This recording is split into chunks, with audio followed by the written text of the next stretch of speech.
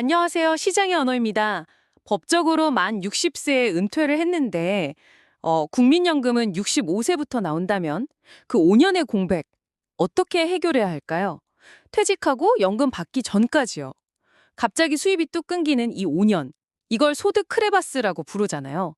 말 그대로 소득에 깊은 균열이 생기는 건데, 오늘날 한국 사회에서 이 문제를 해결하기 위한 정년 연장이 정말 뜨거운 감자인 것 같습니다.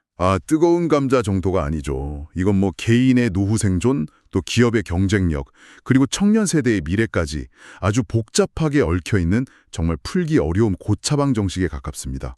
어디서부터 풀어야 할지 다들 막막해하는 문제고요. 그래서 오늘 저희가 이 문제를 한번 제대로 파헤쳐 보려고 합니다. 정년 연장이 우리 사회에 어떤 영향을 미치는지, 또 관련된 여러 입장을 깊이 있게 들여다보고요. 이 거대한 변화가 청취자 여러분 개개인에게는 과연 어떤 의미가 있는지 같이 이야기 나눠보겠습니다. 그럼 먼저 이 논의가 왜 이렇게 갑자기 시급해졌을까? 그 근본적인 배경부터 짚어봐야 할 것 같아요. 네, 가장 근본적인 원인은 역시 인구 구조의 변화죠. 다들 아시는 것처럼 이제 일할 사람은 줄고 부양해야 할 노인 인구는 늘어나는 그 거대한 흐름이 모든 문제의 시작점이라고 봐야 합니다. 그 흐름이 이제 정말 피부로 느껴질 정도가 된 거고요. 그런데 단순히 오래 사는 것만이 문제는 아닌 것 같아요. 예전의 60대랑 지금의 60대는 완전히 다르잖아요. 바로 그 지점이 핵심입니다. 통계청 자료를 보면 아주 흥미로운 숫자가 있는데요. 2023년 기준으로 한국인의 건강 수명, 그러니까 아프지 않고 활동적으로 사는 기간이 무려 73세입니다. 73세요? 네, 법적 정년인 60세랑 13년이나 차이가 나는 거죠. 단순히 오래 사는 게 아니라 건강하게 일할 수 있는 기간이 예전과는 비교도 안 되게 늘어난 겁니다. 13년이라니.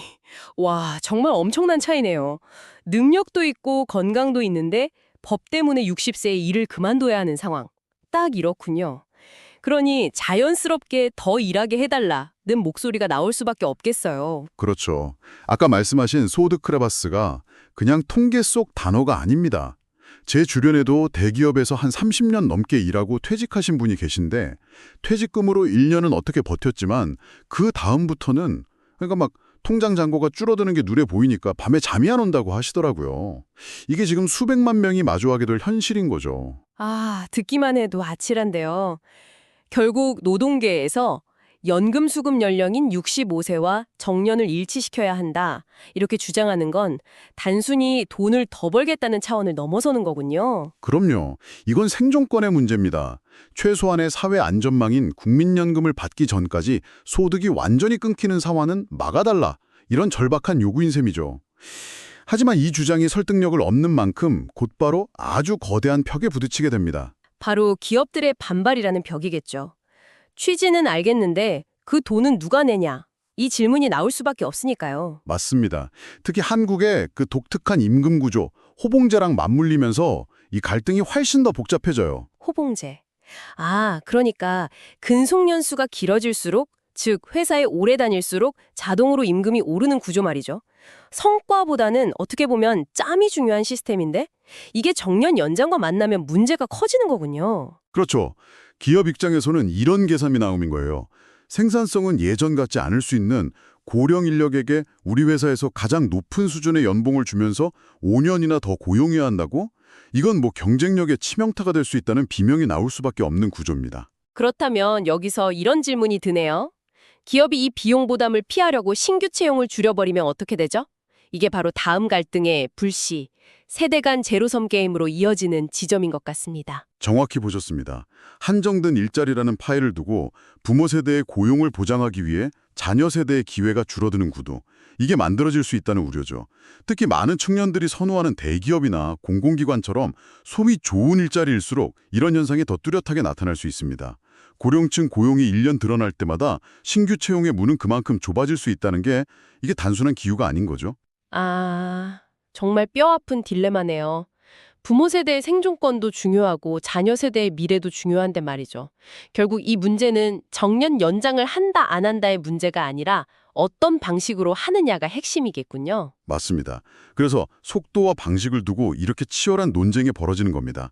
사회적 충격을 최소화하면서 연착륙할 수 있는 그런 지혜가 필요한 시점이죠. 그렇다면 현재 논의되는 해법들, 그 시나리오들을 한번 구체적으로 들여다보죠.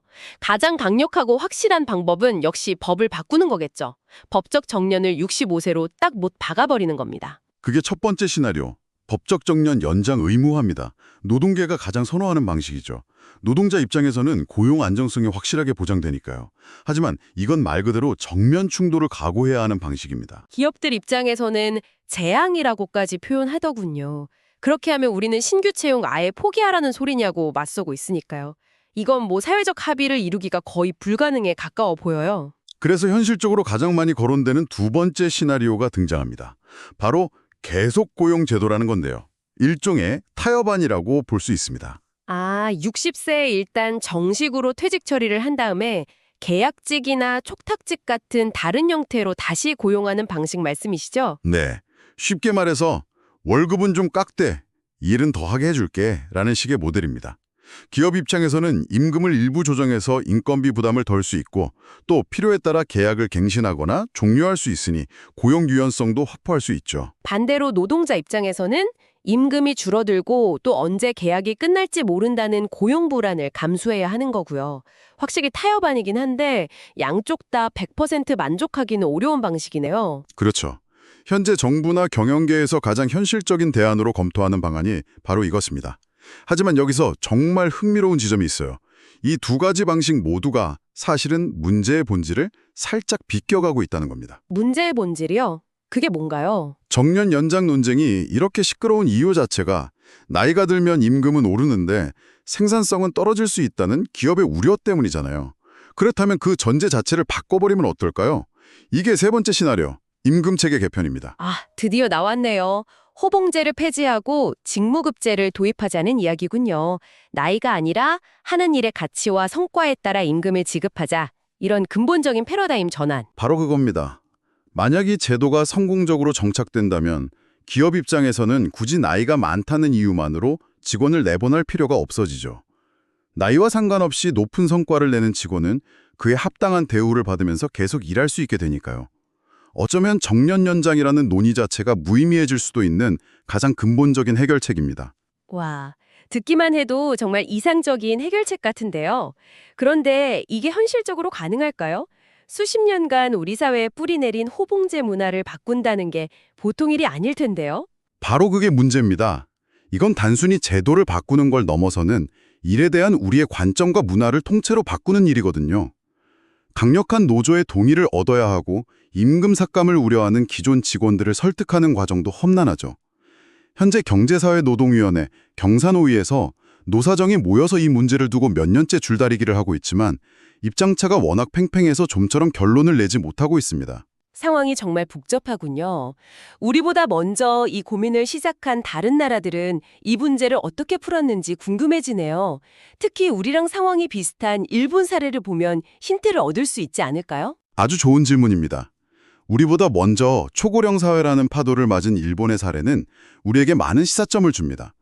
일본도 우리처럼 고령자 고용 안정법을 통해서 기업이 65세까지 고용을 확보하도록 의무화했거든요. 그런데 우리처럼 정년 65세 이렇게 법으로 딱 정한 게 아니라고 들었어요.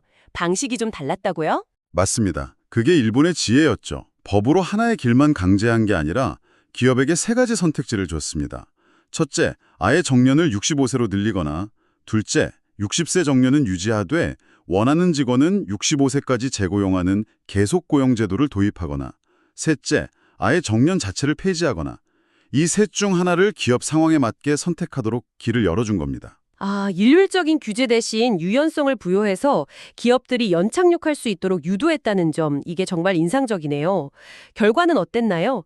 대부분 어떤 방식을 선택했죠? 예상대로 대부분의 일본 기업들은 임금 부담이 가장 적은 두 번째 선택지, 즉 계속고용 제도를 선택했습니다. 그래서 지금 많은 전문가들이 우리나라도 결국 이 일본 모델을 따라갈 가능성이 높다고 보고 있는 거고요. 그렇다면 한국의 미래도 어느 정도 예측해 볼 수 있겠네요. 당장 모든 기업에 법적 정년 65세를 강제하기는 현실적으로 어려울 테니 일본처럼 임금을 일부 조정하면서 고용을 유지하는 계속 고용 형태가 우선적으로 확산될 가능성이 높겠군요. 네, 아마 자금 여력이 있는 대기업이나 공공기관을 중심으로 먼저 시작해서 점차 퍼져나가는 형태가 될 것으로 보입니다. 하지만 여기서 우리가 놓치지 말아야 할 또 다른 문제가 있습니다. 어떤 문제죠? 이런 변화의 혜택조차 받기 어려운 수많은 중소기업이나 영세사업장 노동자들은 어떻게 될까요? 대기업과 중소기업 간의 격차가 이 고용 현장 문제에서도 또다시 발생하면서 이분들이 거대한 사각지대로 남을 수 있다는 점, 이건 우리가 앞으로 반드시 풀어야 할 숙제입니다. 그렇군요. 자, 그럼 이 거대한 변화 앞에서 청취자 여러분, 즉 우리는 무엇을 준비해야 할지 이야기해봐야 할 것 같아요. 먼저 이제 막 사회생활을 시작하려는 청년 세대부터 짚어볼까요? 기업들이 고령 인력을 계속 안고 가게 되면 그 인건비 부담 때문에 예전 같은 대규모 신입 공채가 줄어들 가능성을 염두에 두어야 합니다. 결국 어느 회사에 들어가는 것보다 무슨 일을 할 수 있는지가 훨씬 더 중요해지는 시대가 온다. 이런 의미로 들리네요. 단순히 학점이나 어학 성적 같은 스펙보다는 특정 직무에 대한 깊이 있는 이해와 경험, 즉 직무 전문성을 길러서 경력 같은 신입이 되어야만 살아남을 수 있다는 거군요. 맞습니다. 기업들도 이제는 뽑아서 가르친다는 생각보다는 즉시 실무에 투입할 수 있는 인재를 선호하는 경향이 더욱 강해질 수밖에 없습니다. 그럼 이미 직장 생활을 하고 있는 중장년층은 어떤 준비를 해야 할까요? 가장 먼저 받아들여야 할 현실은 평생 직장이라는 개념은 이제 정말로 사라졌다는 사실입니다. 그리고 지금보다 임금이 줄어드는 시기, 즉 임금 피크를 받아들여야 할 수도 있다는 마음의 준비가 필요합니다. 월급이 좀 줄더라도 더 오래 일할 수 있는 길을 택해야 하는 순간이 올 수 있다는 거죠. 동시에 현재 하고 있는 일 하나만 믿고 있어서는 안 되겠네요. 제2, 제3의 커리어를 위한 준비도 지금부터 시작해야겠어요? 그렇습니다. 60세 이후에도 나라는 사람의 가치를 시장에서 인정받으려면 기존의 경력과는 다른 새로운 기술을 배우거나 자격증을 따는 등 스스로를 계속해서 업데이트하는 노력이 반드시 필요합니다. 한 직장에서의 경력이 끝이 아니라 긴 인생의 여러 전환점 중 하나라는 새로운 인식이 필요한 때입니다. 오늘 이야기를 나눠보니 이 정년 연장이라는 문제가 단순히 누구의 밥그릇을 챙겨주는 문제가 아니라 우리 사회 전체의 지속 가능성을 위한 거대한 질문이라는 생각이 드네요. 세대 간의 갈등이 아니라 함께 풀어가야 할 숙제라는 인식이 중요하겠습니다. 맞습니다. 그리고 오늘 우리는 정년 연장을 주로 일자리와 소득의 관점에서 이야기했는데요. 어쩌면 우리가 마주한 진짜 과제는 일의 개념 자체를 재정의해야 하는 것일지도 모릅니다. 기대 수명이 100세에 가까워진 시대에 한 직장에서의 커리어를 60대 중반에 끝내고 남은 30년 이상을 긴 은퇴 생활로 보내는 것이 과연 개인과 사회 모두에게 최선의 모델일까요? 어쩌면 미래는 하나의 직업을 5년 더 연장하는 것이 아니라 긴 인생에 걸쳐 여러 개의 다른 경력을 쌓아가는 시대로 변화하고 있는 것은 아닐까요? 이 질문을 청취자 여러분께 마지막으로 던져보고 싶습니다. 지금까지 시장의 언어였습니다.